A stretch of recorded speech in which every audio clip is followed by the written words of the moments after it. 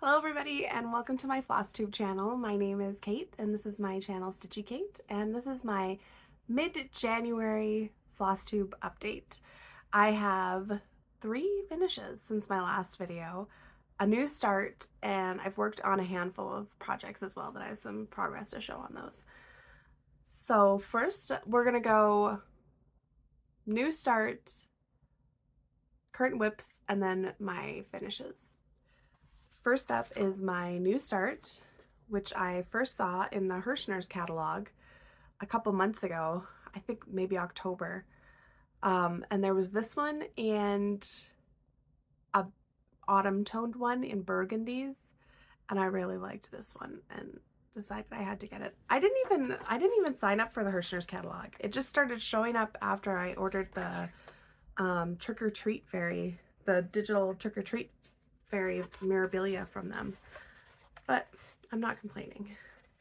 I have a very small start. It's about 500-600 stitches, but there's my start on this one, and it's just like the tree, some kind of, it's not like a pine cone, it's some kind of tree berries or something. If anybody knows what that is, please let me know. That is my new start. Next up, this is 28 count winter white, no, 28 count winter moon Cashel linen, and it's probably getting washed out a bit here. It is kind of a nice light cream color, and as I was working on that, I realized that that would have been the perfect fabric for this Mirabilia that I have been working on called Silver Moon Tea. The last time you saw it, it looked like this, and now it looks like this. This is on a 28 count Lavender Lugana, and if I had done this on that Winter Moon Cashel linen, like Winter Moon is the perfect name too, I wouldn't have had to stitch any of this moon. I could have just let the background shine through and then put the beads on it, and I think that would have looked really cool, but this is gonna look really cool too. Right now, I'm not taking off the Q-snap because I actually have a thread going. I've blocked out some areas so I can get some of the easy block stitching done in the car. So that is that. Next up, and in my last video, this one is Dreaming Girl from Barbara Anna Designs. Here's what it will look like when it's done. Here's what it looked like last time you saw it. And here's what it looks like now. This one, I've just been putting 1 strand of floss in every day. And I figure this will be done in the middle of March at that rate. And I love this piece. I wish I loved stitching on it. And actually doing the 1 strand of thread a day, I really am enjoying that and seeing it come together. And even 1 strand a day, I am getting good progress. Like all of this, some more of her hair. Yeah, that's going to be really pretty when it's done. Next up is the leaf collector. And that's what it will look like when it's done. Here's what it looks like last time you saw it. And this is what it looks like now.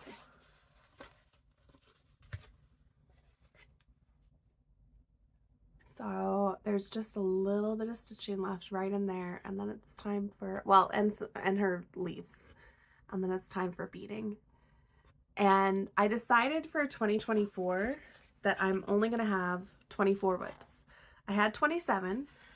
I had 3 finishes. So now I'm at 24 whips for 2024.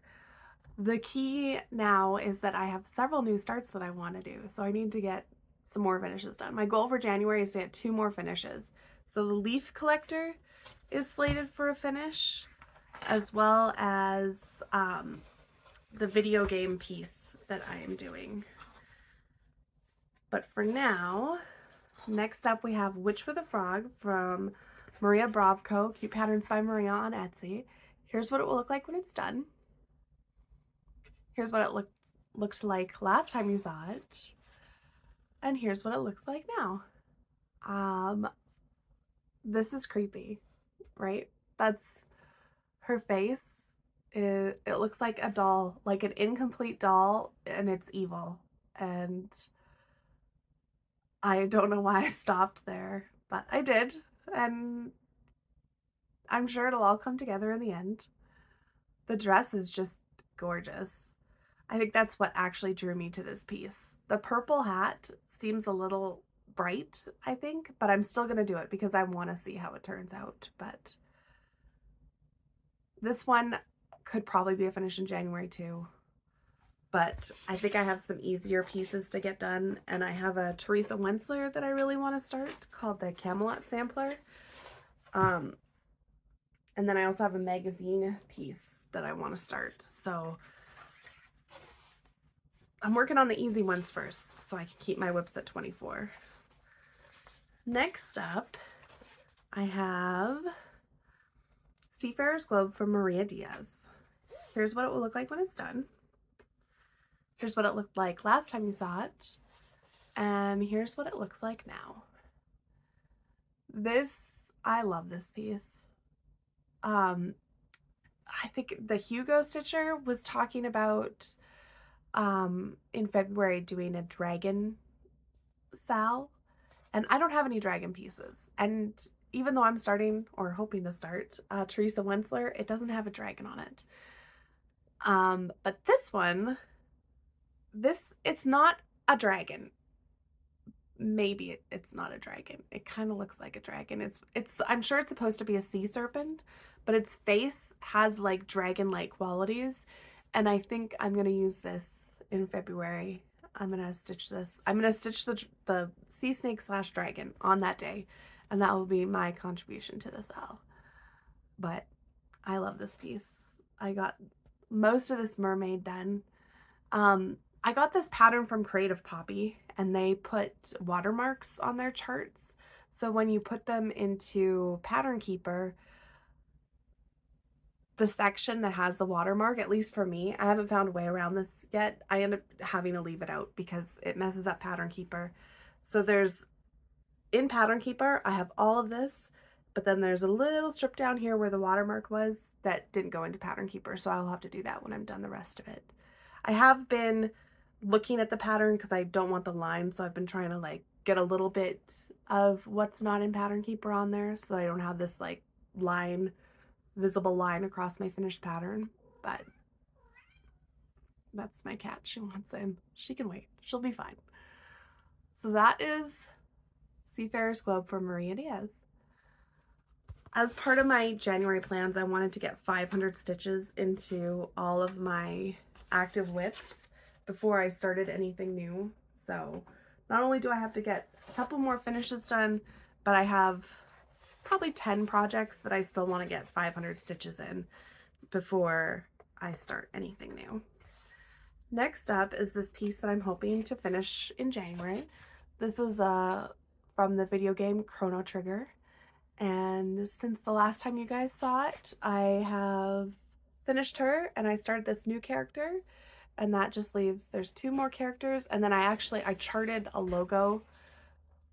I did the best I could. It's gonna look goofy, but this entire project is 2,800 stitches and I'm halfway done, or possibly more than halfway done. So I can hopefully get this done. This one is on a 32 count Lugana in a kind of grayish brown. Next up is the Old City from Merejka.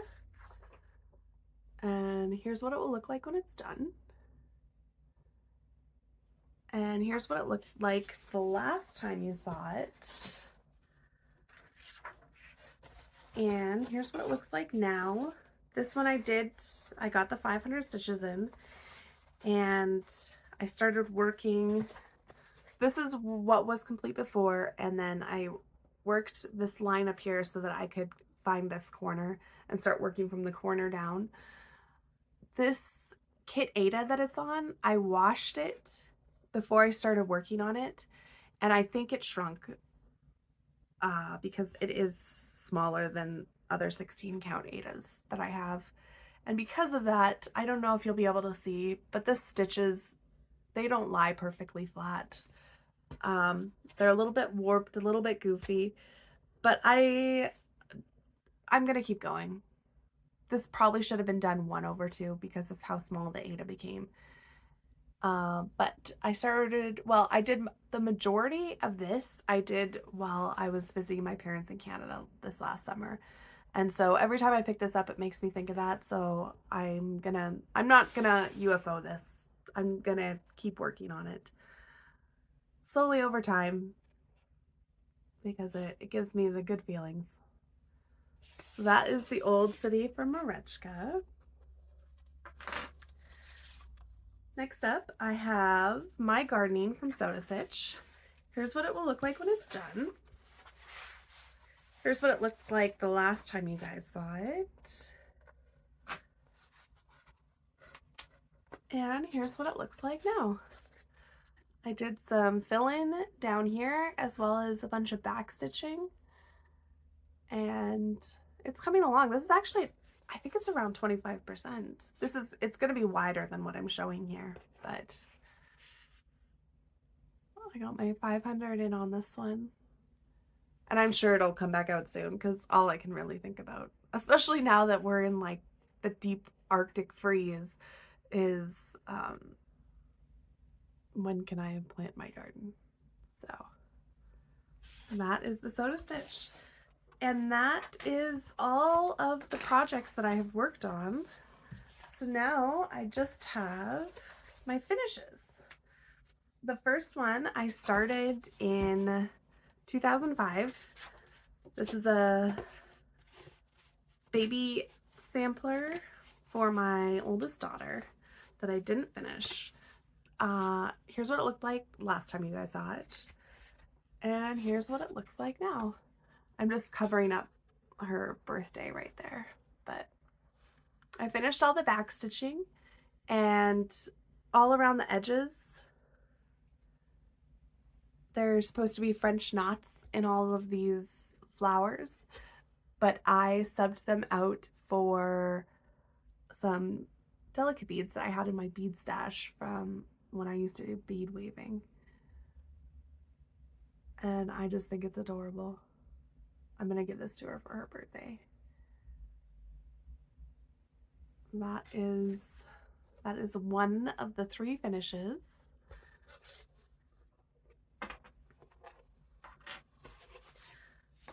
Next up is one that I had said in my last video. I had made 2 comments about this. Both turned out to be lies.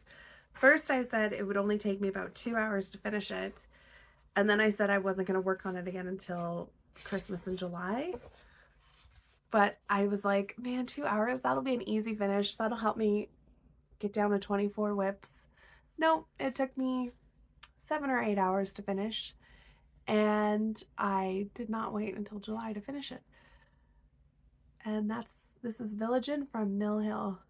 And this is the section of beading that I had left to do. And it turned out it was a lot more bead dense than I anticipated. And it also has this super cute, I think they called it bead swag is what they called it. And I love this. I'm glad I finished it because that means I can start another Christmas Mill Hill. Not this month though. I have too many plans for January to be messing around with Christmas anymore. And my last finish is Mouse and Love from RTO. This was a kit that I got and started last May. Oh my goodness, you can see all the fingerprints on the glass. I gave this to my youngest daughter and she's been touching it. There, that's a little bit better. There it is, and I got it all framed up and everything. That is Heartbreak Mouse from RTO, done on the kit Aida. I started this on July 14th of 2023. Oh, so I started this in Canada too. Huh. I did a lot of stitching on my Canada trip. And that that is my last finish.